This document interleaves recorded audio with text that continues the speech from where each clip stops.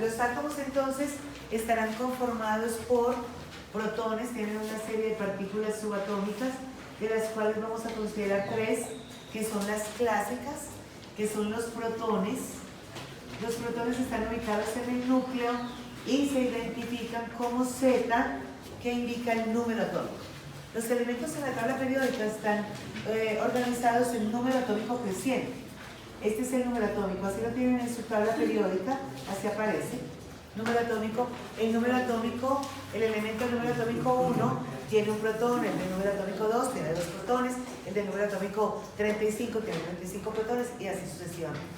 De eso se trata entonces la información que nos da en los protones, ¿sí? Para el número atómico. Ahora, tenemos también los neutrones que también aportan masa de manera significativa al átomo, más o menos la mitad de la masa, y la sumatoria de los protones y los neutrones, que corresponde a la masa del núcleo, es lo que conocemos como A.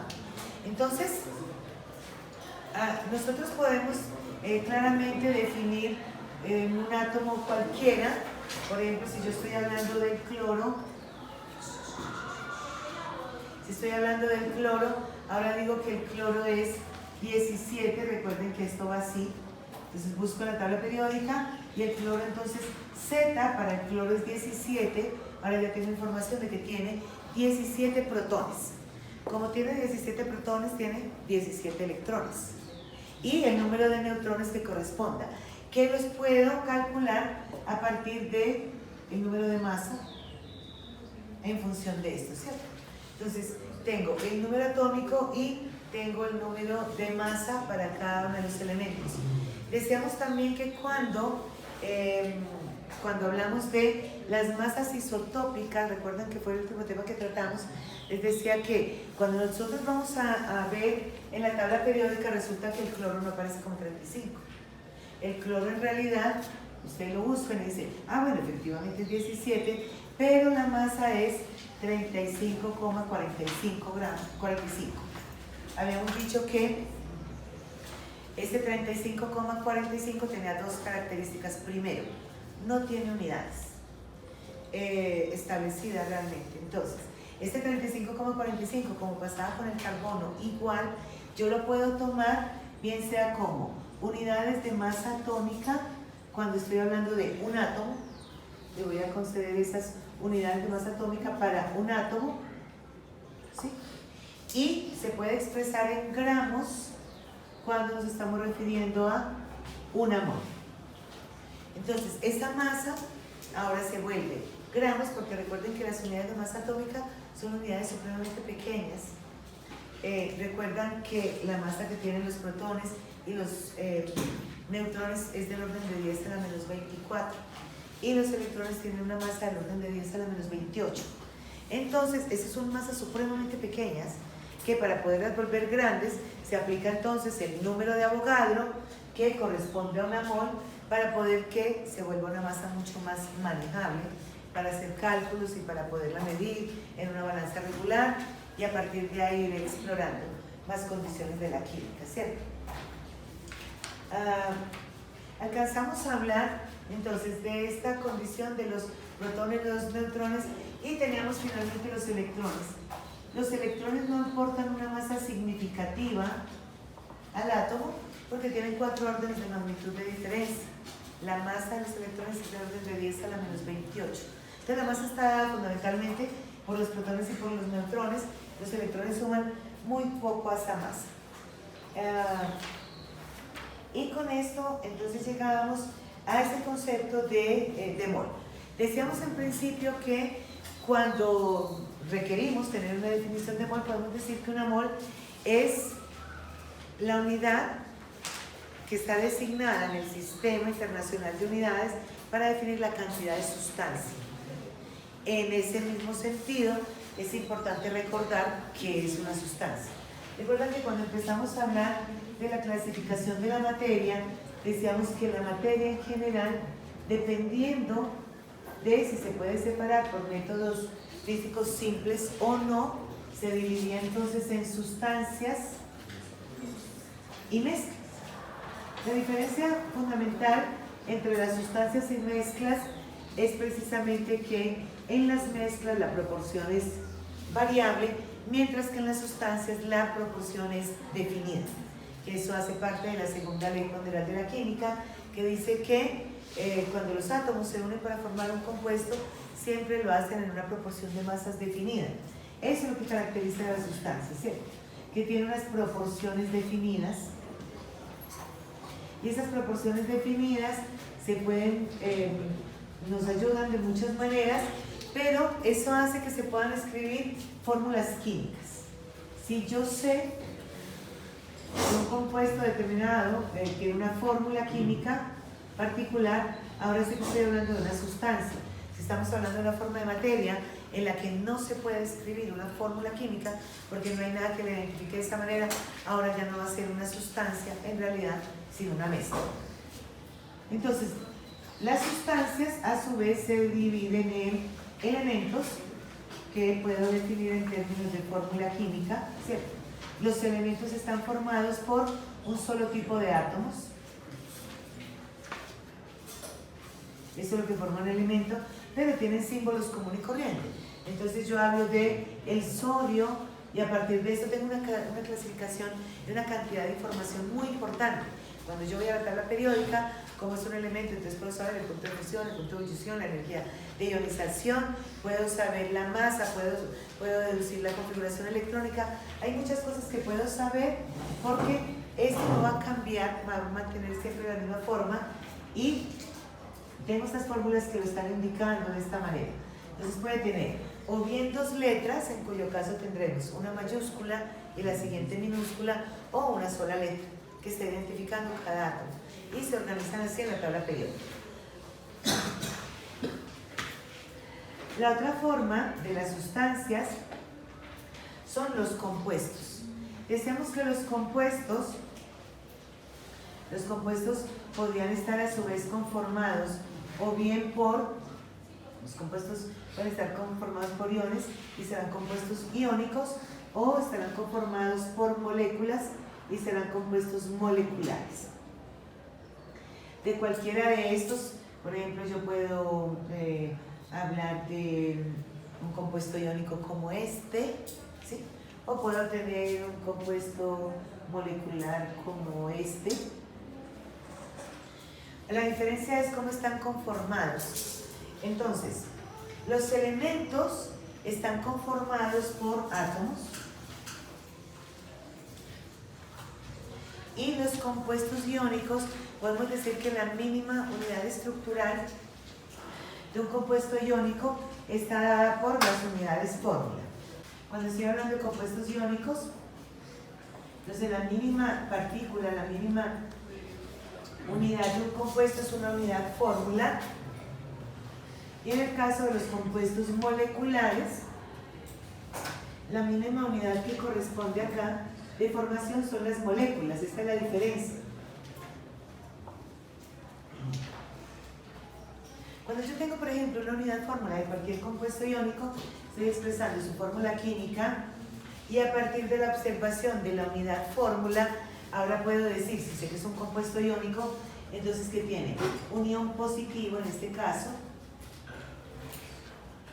y tiene un ion negativo que lo está compensando. El ion positivo se llama catión y el ion negativo se llama anión. Eso es un compuesto iónico. En este caso, este compuesto iónico tiene un catión por unidad fórmula y un anión por unidad fórmula. Y los dos, cationes y aniones juntitos, les puedo decir que tiene dos iones, ¿cierto? Tienen o bien un catión y un anión, si los quiero diferenciar por la carga que tienen. El catión es el que tiene la carga positiva, el anión es el que tiene la carga negativa, o puedo decir que está conformado por dos iones, uno positivo y uno negativo. Pero toda esta información que estoy sacando acá la deduzco de la observación de su fórmula química. Hasta aquí estamos de acuerdo. En el caso de las moléculas, vamos a ver un compuesto molecular. Vamos a hablar de uno bien sencillo que no se nos olvide. Por ejemplo, este. Entonces ahora en una molécula, las moléculas ya no tienen iones, sino átomos. De la observación de esta fórmula, yo puedo decir que el agua entonces tiene 2 átomos de hidrógeno, que tiene un átomo de oxígeno y que está conformado por estas moléculas. ¿Por qué es una molécula el agua? Bueno, vamos a ver aquí qué va a ser la estructura. Ahora sí nos va a ser de gran utilidad para poder entender esto.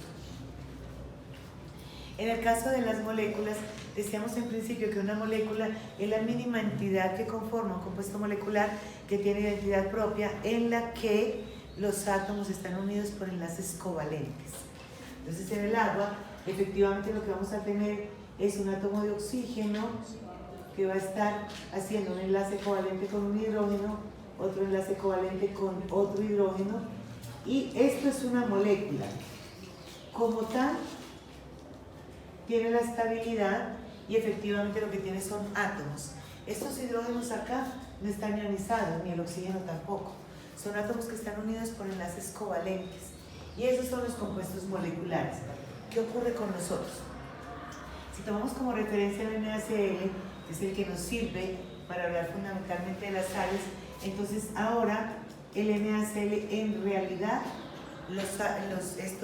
el sodio y el cloro no están unidos por enlace covalente.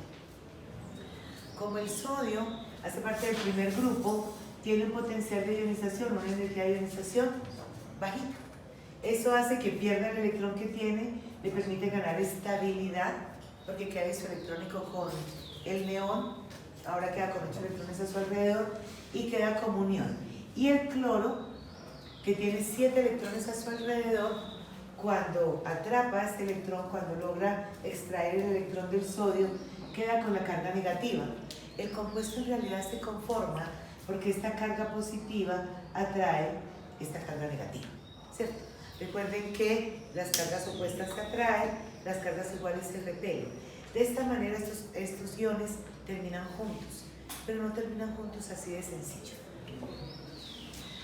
Un solo ion de sodio va a atraer, va a lograr atraer 6 iones cloruro, ¿sí?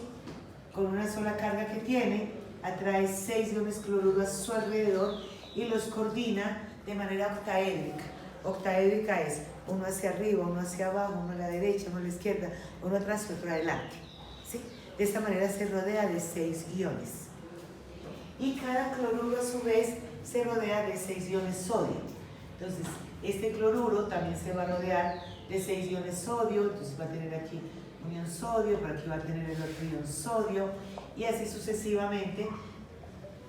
Y toda esta atracción que ocurre entre estos iones es lo que se conoce como la red cristalina. Esto tiene una gran energía. Esta es la red cristalina porque fíjense que se va ordenando como si fuera una red. En realidad parece una red. Entonces se van atrayendo a su alrededor, mientras los enlaces covalentes son direccionales, los enlaces iónicos son omnidireccionales, van en todas las direcciones. Esta es la mínima estructura que conforma un compuesto molecular, que es una molécula, en la que yo puedo identificar, tengo un oxígeno y 2 hidrógenos, entonces esto pesa tanto, y yo la molécula me queda perfecto. Puedo ya deducir mucha información a partir de entender que esa es una molécula. En este caso, para poder ver cuál es la mínima estructura de un compuesto iónico, entonces se toma un cristal que está perfectamente ordenado y se halla el bloque de reproducción en él. Es decir, cuál es el bloque constructor que está teniendo la misma proporción en todos, de tal suerte que si tengo un bloquecito de esos acá, otro adelante, otro atrás, empiezo a conformar el compuesto iónico, ¿cierto? Este mínimo bloquecito en el que voy a tener una proporción ya definida de esos iones van a estar ubicados en estos bloques. De esta manera voy a tener unos iones, por ejemplo, los iones de carga positiva en los vértices, y los iones de carga negativa van a estar compensando esas cargas positivas en las aristas. Entonces de esta manera se van conformando, pero fíjense que no está solamente esto. Esto después todo lo van a ver en cristalografía y les va a ayudar mucho. No es solamente esto, resulta que es que ahí no está todo el ion. Háganme cuenta las repisas que uno compra para ensamblar, y que tenga una bolita con cruces, entonces va, una celda está pegada, puede ser por la mitad o por la cuarta parte de uno de estos iones, ¿sí? Porque al frente de esta celda unitaria, esto se llama celda unitaria, esta es la mínima unidad de reproducción, es una celda unitaria, así es para el NaCl, entonces va a tener otro cubo de estos, adelante, uno atrás, uno arriba, uno abajo, va a estar rodeado de estos, y cada uno de estos también con otros, y se van ensamblando, este se pega al otro, precisamente por esos iones que están compartiendo en varias celdas. Cuando se hace el cálculo de la sumatoria de las partes que hay de cada de estos iones, de cada uno de estos iones, entonces se sabe que en una celda unitaria, por ejemplo, de NaCl, la relación que tengo es Na6Cl6. Termino teniendo 6 iones sodio y 6 iones cloruro en una celda de estas, pero esas fórmulas se vuelven más difíciles de manejar. Entonces, ahí recurrimos a una unidad fórmula. Una unidad fórmula es la mínima conformación de un compuesto iónico que es eléctricamente neutra. Esa es una unidad fórmula. Cuando yo tengo la fórmula química de cualquier compuesto iónico, lo que nosotros conocemos de esos compuestos iónicos son las fórmulas empíricas, la mínima relación que tenemos. En este sentido, entonces, por ejemplo, si yo voy a hablar de un compuesto iónico en la mínima proporción, ahora digo, bueno, yo no quiero hablar del sodio, sino del magnesio. ¿Qué ocurre con el magnesio? Bueno, entonces la mínima proporción de iones que tengo en un compuesto formado por magnesio y cloro serán 2 iones cloruro y un ion magnesio. Esa es la mínima proporción, no es lo que hay en la celda unitaria. Esto es una unidad fórmula. La unidad fórmula es cómo escribo yo esa mínima relación que corresponde, la unidad fórmula corresponde a la fórmula química. ¿Sí? Este es un compuesto, no quiero hablar de cloruro de magnesio, entonces ¿qué ocurre con el de aluminio? En ese entonces tengo una relación de 4 iones. Tengo aquí 2 iones y uno son 3, en este caso tengo 3 y uno son 4. Ya tampoco quiero hablar solamente si hay compuestos con cloruro, no, puedo saber otros, entonces puedo tener por ejemplo un compuesto que sea como sodio, que se va a combinar con azufre, y ahora si se va a combinar con azufre, voy a necesitar 2 sodios por cada azufre, o voy a necesitar, por ejemplo, si estoy hablando de magnesio, voy a necesitar 1 por cada azufre, y así sucesivamente, ¿cierto?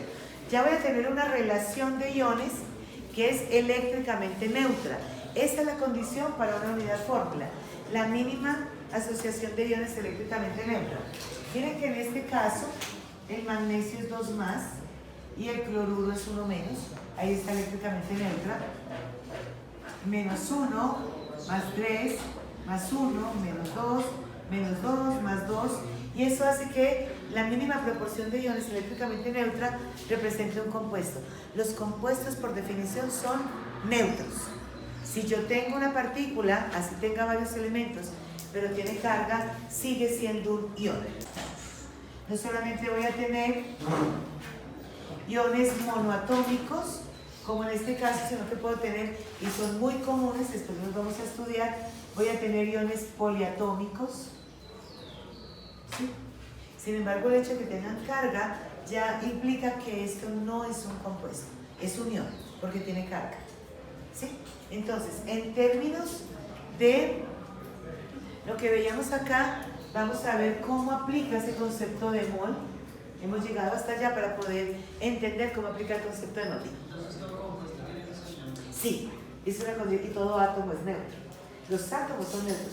Cuando ya en un átomo tienes una diferente cantidad de protones que de electrones, entonces tienes iones. Pero los átomos son neutros y los compuestos por definición son neutros. Cuando tienen carga ya no son compuestos, son iones. ¿Sí? Bueno, entonces está claro que si yo no puedo escribir una fórmula química para una mezcla, entonces tampoco puedo definir qué es una mol de una mezcla. Porque en realidad en una mezcla lo que yo tengo son varias sustancias. Y yo puedo tener las moles de las sustancias particulares, pero no una mol que corresponda como una mezcla. Sin embargo, ese concepto de mol se aplica para cualquier sustancia. Aquí en todos nos aplica el concepto de mol. Ahora, vamos a tener una diferencia importante que les genera alguna dificultad, es la siguiente. Una mol se define como la cantidad de materia que tiene, o la cantidad de sustancia que tiene 6,022 por 10 a la 23 entidades elementales. ¿Sí? Que son entidades elementales. Y aquí ya vamos a poder comprender esto un poco mejor. ¿Por qué? Ahora vamos a decir que entonces tendrá 6,022 por 10 a la 23 entidades elementales.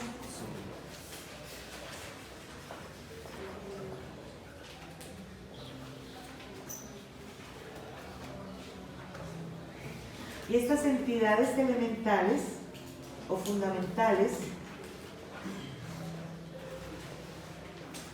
entonces varían dependiendo de si es un elemento, o si es un compuesto iónico o es un compuesto molecular. El número de Avogadro, el concepto de mol, en el caso de los elementos, aplica en este punto.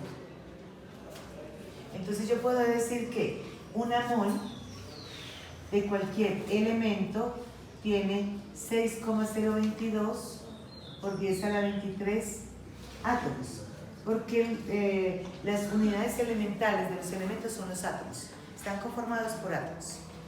En el caso de los compuestos iónicos, entonces el concepto de mol aplica en este punto. Entonces una mol de un compuesto iónico tiene 6,022 por 10 a la 23 unidades fórmula, no iones, sino unidades fórmula. El número de iones que tiene cada unidad fórmula se deduce de su fórmula química. Cuando yo veo la fórmula química, ahora sé cuántos iones tiene, positivos, negativos, totales, o sea, ya puedo decir eso. Y en el caso de los compuestos moleculares, ahora el concepto de mol aplica en este punto, y una mol de cualquier compuesto molecular tiene 6,022 por 10 a la 23 moléculas, ¿sí? No átomos. El número de átomos se deduce de la fórmula química. Cada molécula tiene un número de átomos que yo puedo deducir de su estructura.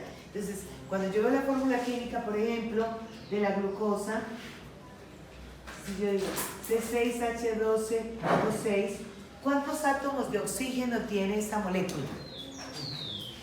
6. ¿Cuántos átomos de hidrógeno tiene? ¿Cuántos átomos totales tiene? Yo sumo 6 y 6, 12 y 12, 24. Una molécula tiene 24 átomos. Una molécula. El concepto de mol no aplica ahí. Una mol de un compuesto molecular no está conformado por átomos, sino por moléculas. Tiene el número de Avogadro en moléculas. En el caso de los compuestos iónicos, tiene ese número de Avogadro en unidades fórmula. Y en el caso de los elementos, tiene el número de Avogadro de átomos. ¿Sí? Directamente. Porque un elemento está conformado por átomos. Entonces, ahí empezamos a hacer los cálculos. Entonces, miremos los ejercicios.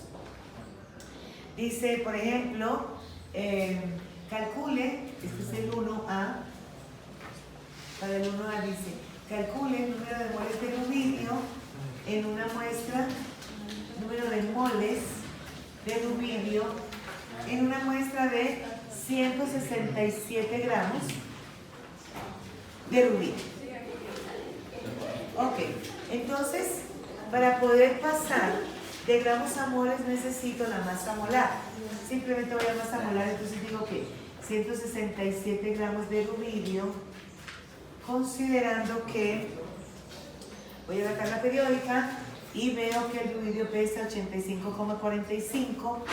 Miren que eso es lo que están insistiendo en la tabla periódica, no dice 85,45 que si estuviéramos hablando de un solo átomo de rubidio, pesaría 85,45 unidades de masa atómica. Pero como estamos llevando el dato a gramos, esto corresponde a una mol. Siempre serán gramos por mol. Y ahora ya voy a tener entonces cuántas moles de rubidio hay en este caso. Y hay 1,95 moles de rubidio en esta cantidad que tengo de masa. Ese concepto de mol ese número de Avogadro, ese 6,022 por 10 a la 23 entidades elementales o partículas fundamentales, o como se quiera decir, es un número tan grande que en los libros de química aparecen algunas analogías explicando, por ejemplo, que, dice Petrucci, que si todos los seres humanos que han existido en la vida, desde el principio de los tiempos hasta el día de hoy, desde el día que nacen hasta que se mueren, estuvieran contando granos de trigo toda su vida sin hacer absolutamente nada más, todavía no se tendría una mol de granos de trigo. Es que 10 a la 24, 10 a la 23 es un número supremamente grande, ¿sí? Una mol es un concepto supremamente grande que aplica precisamente para partículas supremamente chiquitas como los átomos, entonces aplica ahí. Pero decir, por ejemplo, que se tiene una mol de elefantes es un ejemplo que de pronto no aplique tanto. Ok, bueno, ¿cómo podemos aplicar esto distinto? Bueno, vamos a ver en el 1C lo que nos proponen. Dice la masa de una muestra, si yo tengo 1 por 10 a la 12 átomos de plata, cuando les dicen que es plata metálica, ¿sí? Plomo metálico, sodio metálico, magnesio metálico, a lo que se refiere es a que está en estado sólido, está libre, ¿cierto? Está en su estado natural. Entonces, de la plata sólida, sin combinarse con nada ahí, ¿cuál será la masa? Bueno, entonces aquí tengo una conversión que me resulta interesante, es que si me están dando 1 por 10 a la 12 átomos de plata, yo sé que 6,022 por 10 a la 23 átomos de plata, que esto lo voy a hacer lento y después lo subo más rápido. Átomos de plata, ¿sí? Corresponde a una mol de plata, ¿cierto? Y puedo decir también entonces que una mol de plata tiene una masa de 107,9 gramos. Y de esa manera lo voy a llevar, miren, átomos con átomos, moles con moles, y los llevo a gramos. Pero también puedo hacer la asociación directa. Si yo tengo claro que este es el número de Avogadro y que esta es la masa molar, yo puedo tomar el dato simplemente decir que tengo 1 por 10 a la 12 átomos de plata y que 6,022 por 10 a la 23 átomos de plata son una mol, y como una mol pesa 107 gramos, esto va a pesar 107,9 gramos de plata. Y de esta manera puedo llevar la conversión mucho más rápida. Esta es correcta. Es muy común utilizar este método, esto se llama cálculo unitario, porque es que utilizo uno muchas veces para poder ir de un valor a otro. En este caso simplemente estoy evitando poner que esto es una mol y que una mol también es. Puedo pasarlo directamente a la masa sin problema. Vamos a hacer el E de estos mismos que les genera un poquito de dificultad cuando están haciendo el taller. Porque en realidad lo que se requiere es una asociación muy simple una vez que uno la ha identificado. Dice, la masa de una muestra de aluminio que contiene el mismo número de átomos que 35,55 gramos. 35,55 gramos de zinc. Yo puedo hacer aquí todas las vueltas canelas. Le saco cuántos átomos hay en esos gramos de zinc y después esos mismos gramos de zinc, esos mismos números de átomos de zinc, cuánto pesarían si fuera de aluminio. Pero en realidad puedo hacer un factor que es mucho más simple. Si considero que una mol de cualquier elemento, de cualquiera, tiene el mismo número de átomos. Esa es una condición. Una mol de cualquier cosa tiene el mismo número. Va a variar entonces si es de átomos o de moléculas o de unidades fórmulas dependiendo del compuesto. Pero si yo estoy comparando dos elementos,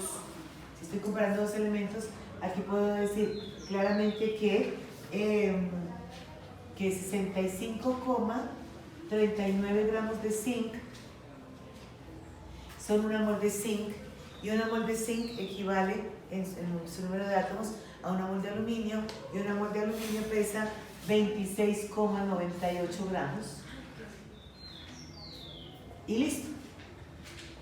¿Cómo sé que va a tener el mismo número de átomos? Porque 65,39 gramos de zinc tiene 6,022 por 10 a la 23 átomos de zinc. Y 26,98 gramos de aluminio tiene 6,022 por 10 a la 23 átomos de aluminio.